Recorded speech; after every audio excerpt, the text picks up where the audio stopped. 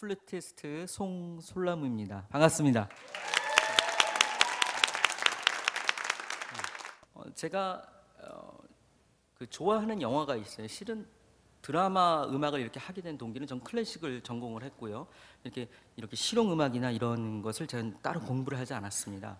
근데 어렸을 적 본 그 영화 한 편이 잊을 수가 없었어요. 그 영화가 뭐냐면 미션이라는 영화인데요. 여러분도 혹시 아세요? 그 미션이라는 영화의 그 내용은 이렇습니다. 그 노예를 파는 상인이 있었어요. 그 백인이었는데 원주민들을 잡아다가 힘없고 약한 이 소수 원주민들을 잡아다가 배에다가 잔뜩 실어서 이제 그 바다를 건너서 이제 다른 백인들한테 이제 파는 겁니다. 그러니까 굉장히 악랄하고 못된 사람이죠. 근데 이 사람이 어느 날 풍랑을 만납니다. 그래서 그 자기가 노예를 싣고 가는 그 배가 이제 뒤집히려고 이제 그래요. 자기 목숨도 위태롭자 이제 막 기도하기 시작하죠. 근데 극적으로 살아납니다. 그래서 그때 이제 하나님의 은혜를 잊게 돼서 이 사람이 했던 일이 자기가 잡아들였던 그 원주민, 그 소수 부족한테 가서 용서를 구하는 장면이 나와요. 근데 이게 얼마나 위험합니까? 원래는 자기가 이런 총과 대포를 대동하고 이 군대들을 이끌고 가서 그 원주민들을 위협해서 이제 잡아왔는데 이제 자기 혼자서 그 오지로 이제 가는 겁니다. 무기도 안 갖고 갔고요, 당연히요. 그래서 가서 용서를 구하려고 이제 하는데 이 원주민들이 바로 이 백인을 발견하고는 야, 이 자기의 그 원수, 자기의 그 가족을 잡아가고 자기의 그 형제를 죽이고 했던 그 원수가 눈앞에 나타나자 활과 창 이런 걸 이제 갖고 와가지고선 이제 죽이려고 이제 활살을 이렇게 이제 그 백인을 향해서 이제 쏠라고 할 때 이 백인이 쏘지 말라는 이런 제스처를 표합니다. 이게 언어 소통도 되지 않았고요. 그러면서 작은 악기 가방에서 이 악기를 빼서 이제 조립을 하는데 오보에입니다. 오보에. 그 악기를 이제 조립을 해서 연주를 하기 시작합니다. 근데 그 연주가 그 멜로디가 너무너무 아름다웠어요. 그 영화에서 나오는 그 멜로디를 잊을 수가 없어요. 근데 그 아름다운 멜로디를 들은 원주민들이 이제 무기를 하나 둘씩 내려놓고 이제 그를 받아들이기 시작합니다. 그래서 이 영화는 실화를 배경으로 이제 만들어졌는데요. 바로 실화의 주인공이 존 누튼입니다. 이 존 누튼은 나 같은 죄인 살리신을 썼던 바로 그 사람이죠. 그래서 이 영화가 참 좋았는데 얼마 전에 그 남자의 자격에서 이 노래가 나왔어요. 넬라 판타지아라고. 네, 그 영화에서는 또 가브리엘스 오보라고도 이제 하기도 하는데요. 제가 한번 플룻으로 한번 이 곡을 불어보려고 합니다. 네.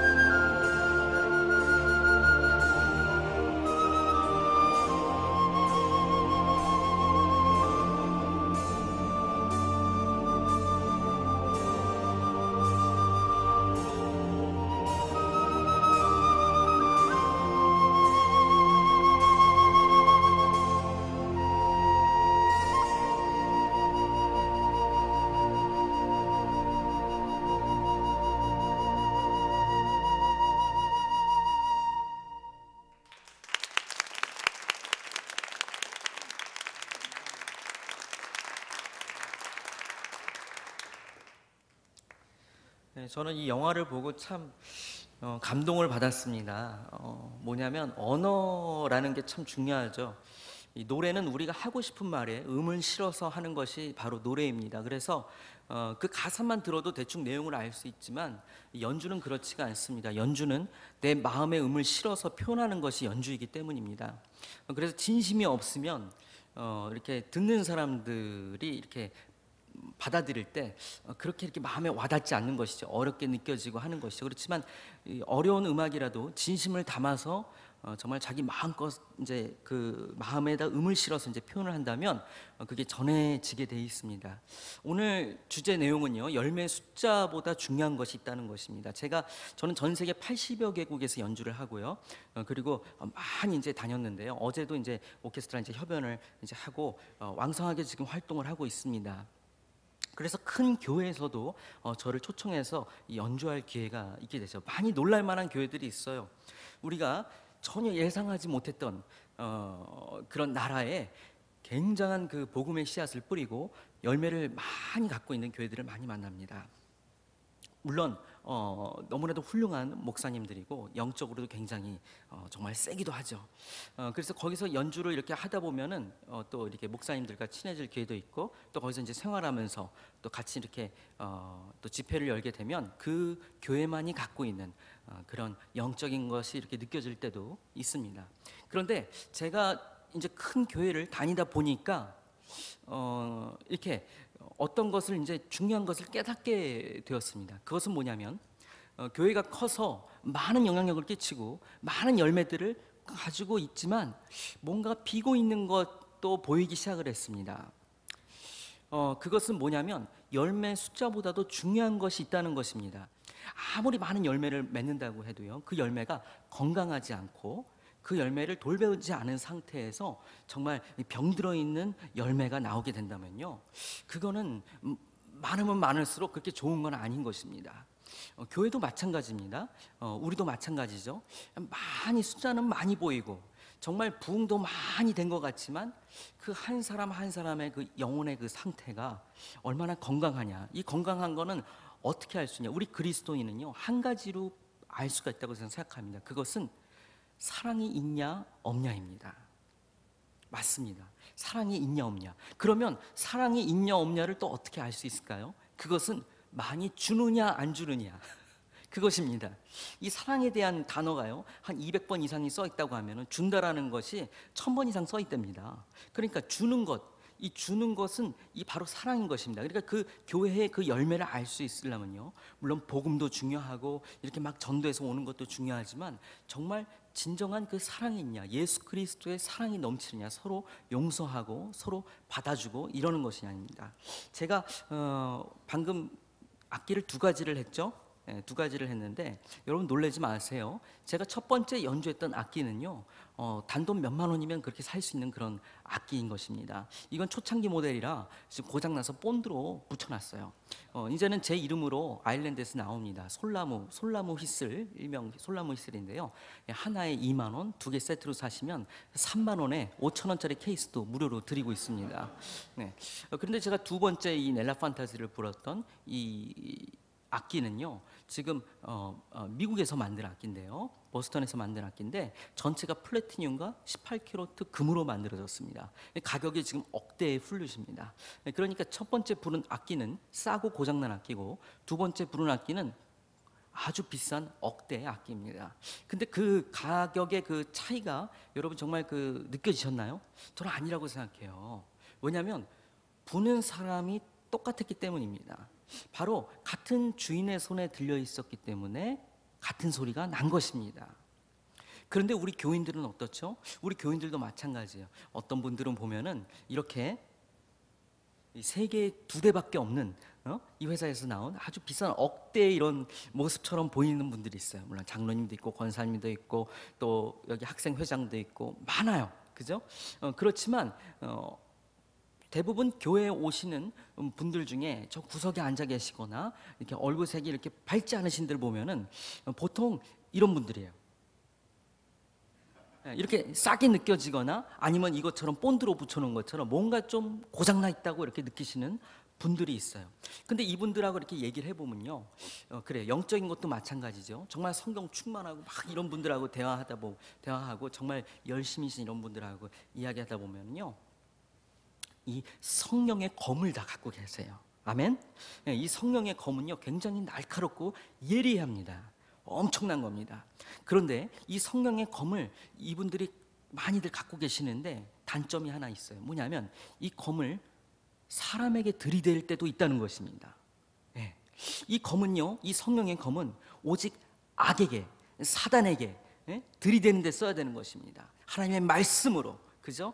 또 우리 성령님께서 주시는 그런 판단, 영적 분별력으로 우리가 바라보면서 그 사람 뒤에 쥐고 있는 그 어두운 그 세력을 향해서 이제 그 성령의 검을 들고 이렇게 날려야 되는 것인데, 우리가 그 뒤에 있는 그런 세계를 보는 것이 아니라 이 부족한, 고장나고 싼 사람들을 보게 되는 거죠.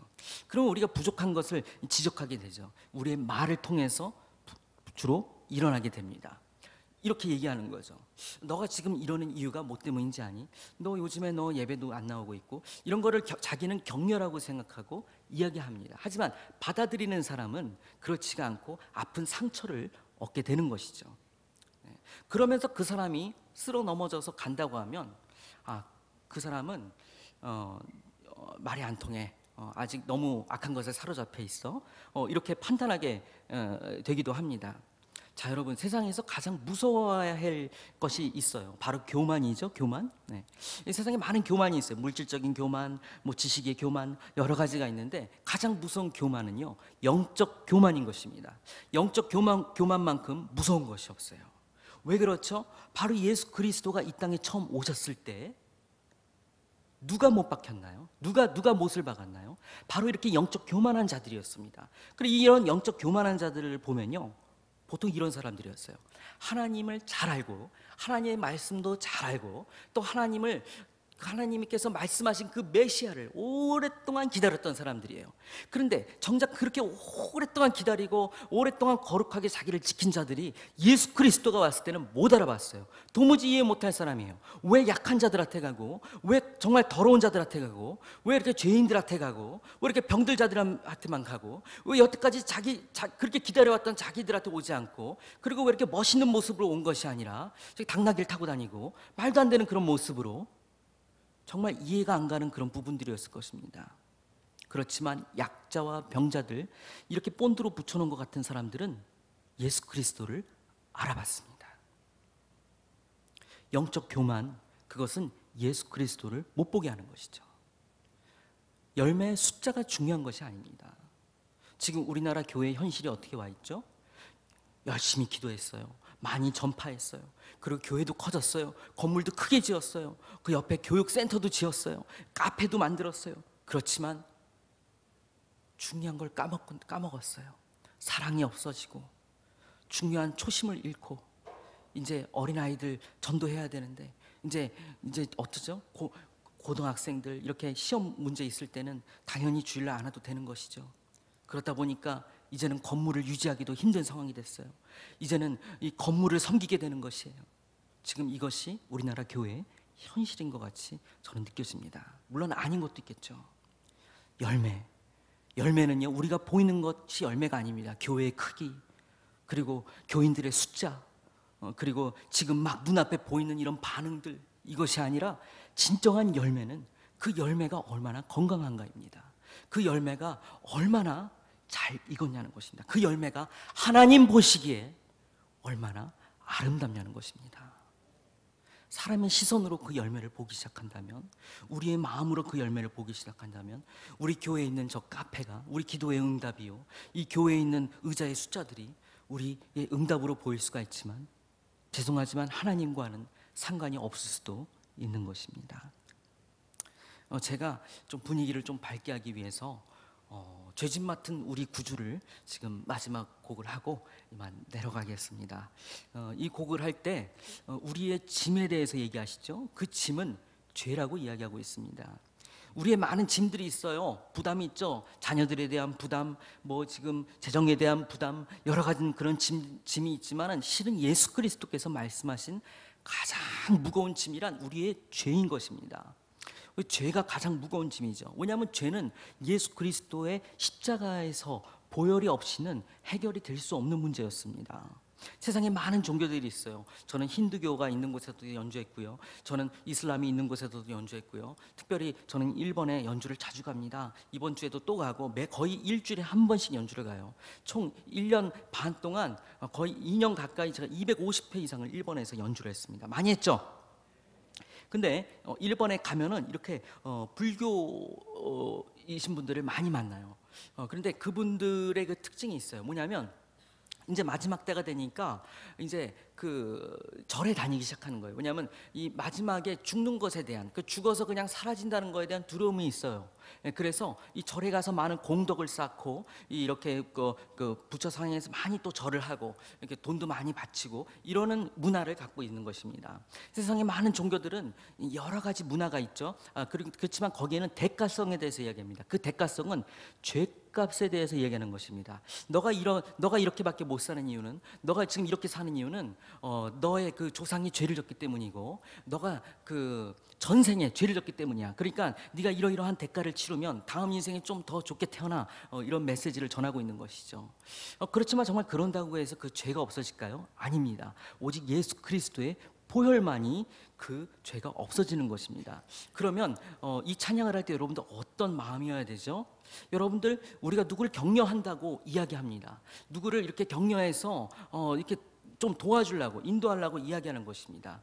근데 그렇게 생각하는 것도 물론 좋지만 제일 중요한 것은, 제일 빠른 효과는요, 사랑을 주는 것입니다. 사랑스러운 말 한마디, 격려의 말 한마디, 그리고 손 한번 잡아주는 것, 그리고 축복의 말을 하는 것, 이것은 굉장히 중요한 것입니다. 축복의 말을 하는 것이 고치는 멘트를 하는 것보다 100배의 효과를 더 가져오기 때문입니다. 그래서 제가 이 찬양을 하는 동안 제가 한번 옆에 사람 축복해 주세요 하면 한번 축복하는 시간이 되었으면 좋겠습니다. 준비되셨나요? 네, 그러면 죄짐 맡은 우리 구주 틀어주세요.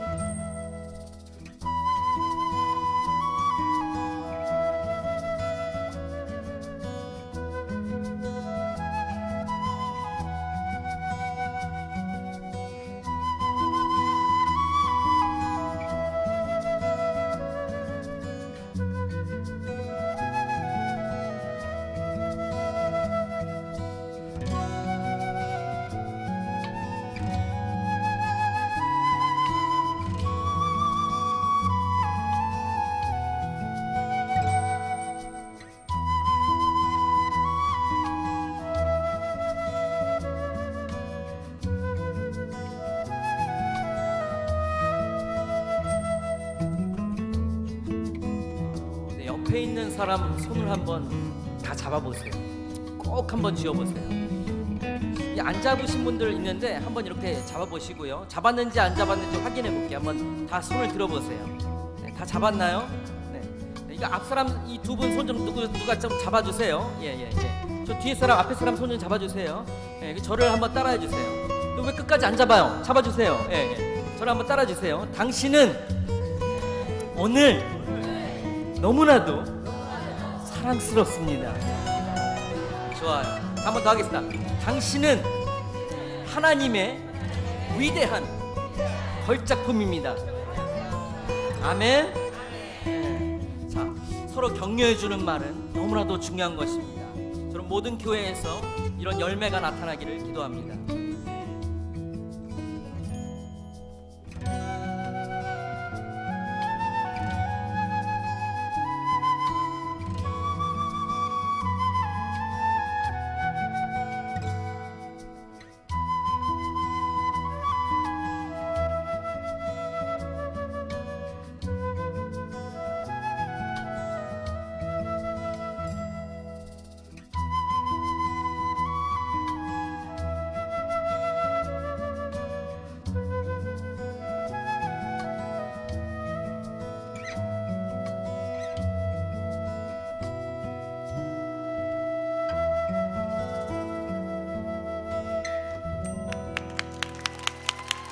감사합니다.